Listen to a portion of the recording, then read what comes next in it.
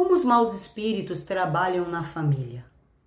Os maus espíritos, eles causam tensões entre os membros da família, em graves e persistentes conflitos. Eles agem de forma sutil, causando pequenas discórdias sobre questões que acabam se tornando verdadeiros insultos de ambas as partes, criando desconfianças e grandes retaliações.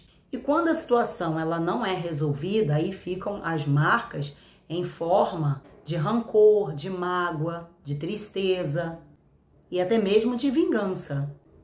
Os maus espíritos, eles alimentam esses sentimentos através do orgulho, que é o que impede, muitas vezes, os familiares de pedir perdão.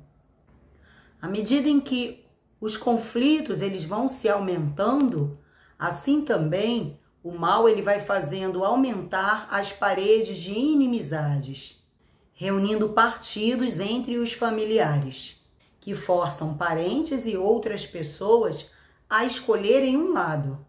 À medida em que o conflito vai se espalhando através da fofoca para toda a família, aumenta a divisão entre os lados e assim vai formando uma guerra de trincheiras.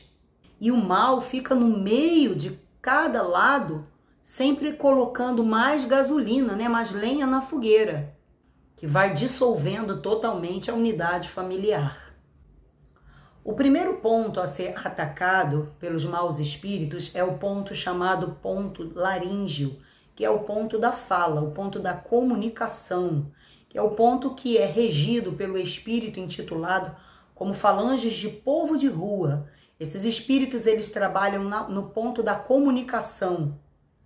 E uma palavra, uma frase dita ou maldita, ela é como uma fagulha que coloca fogo em toda a floresta e que coloca tudo a perder. Veja que através desses insultos, desses conflitos, esses insultos que vão acontecendo nos conflitos entre os familiares, vai trazendo um certo desgaste para a família.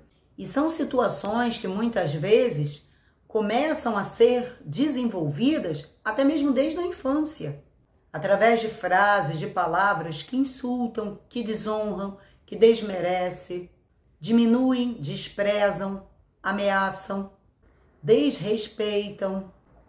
Palavras que muitas vezes são ditas em momento em que a cabeça está quente, em que os ânimos estão alterados, palavras que são faladas, palavras que muitas vezes o familiar fala quando está com a alma cheia de sentimentos nocivos, palavras acusatórias, entre muitas outras frases, como por exemplo, como você é egoísta, você só pensa em você, você é muito chata, por isso que ninguém gosta de você, você quer roubar seu pai de mim, é culpa sua que sou infeliz, e seu pai me traiu e por isso ele foi embora, só tive você porque teu pai me violentou, eu nunca quis ser mãe, você nasceu por um acaso, foi o resto que estava sobrando, você é a causa do meu desgosto, aonde foi que eu errei, você é sensível demais, chora por tudo, fica cheio de mimimi, vê se vira homem, até quando você vai ser essa florzinha?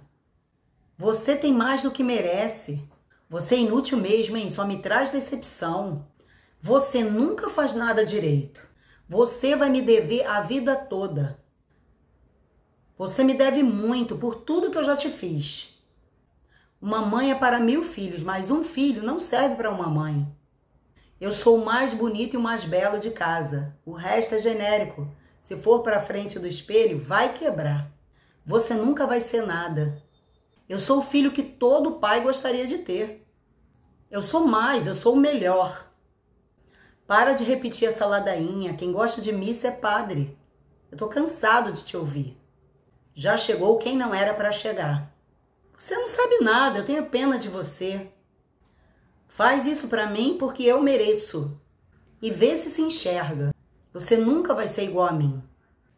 Você é sempre um preguiçoso. Vai te catar por qualquer caminho. Frases como essas, elas devem ser evitadas. Por quê? Porque o mal, os maus espíritos, eles aproveitam a oportunidade para poder trabalhar no ponto chamado laríngeo. Ou seja, ele trabalha no ponto da fala, da comunicação, para que um fale algo e o outro, né, acabe se ofendendo. E aí começa a se gerar os conflitos familiares. Tudo começa na fala, tudo começa através da palavra. Existem familiares usados muitas vezes pelos maus espíritos, em especial pelo espírito da calunga grande, que é a praia, que levam outros familiares a ficar loucos e a duvidar da própria capacidade de julgar os fatos. E permite o mal usá-los até mesmo para desenvolver problemas emocionais relacionado à baixa estima, à raiva, a tristezas, a frustração e muitas vezes chegar até mesmo a cometer suicídio. E isso está relacionado ao segundo ponto, né?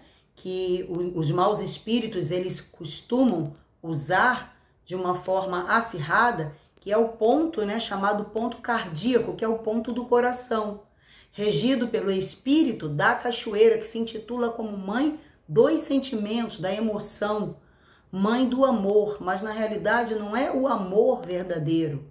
Na realidade é o espírito que potencializa todas as emoções e todos os tipos de transtornos emocionais, causando muitos ressentimentos e muitos ciúmes. Uma das ramificações desse mau espírito é justamente o espírito que trabalha assentado no fundo da cachoeira, que é o espírito que trabalha com a lama, com o lodo, né?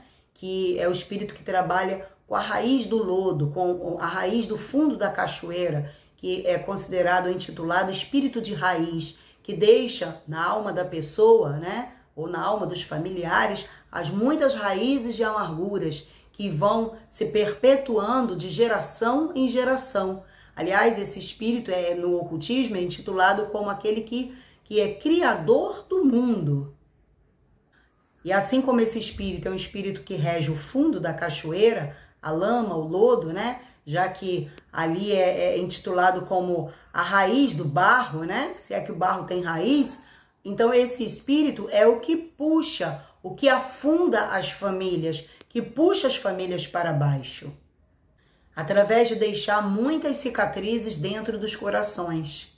Quando esse espírito ele consegue dominar as emoções dos familiares, as emoções familiares, todos os outros espíritos, eles vão também tomando forma na vida da pessoa, porque esse espírito é um espírito de abismo. Então, a partir do momento que ele entra e se assenta no centro do coração dos familiares, então ali vai entrando, né, também, ali vão entrando outros espíritos, ali vão entrando outros espíritos que vão tomando forma, tá, e dando origem a outros tipos de problemas, como o espírito do cemitério, como o espírito da estrada, o espírito do bambuzal, que vão materializando os problemas.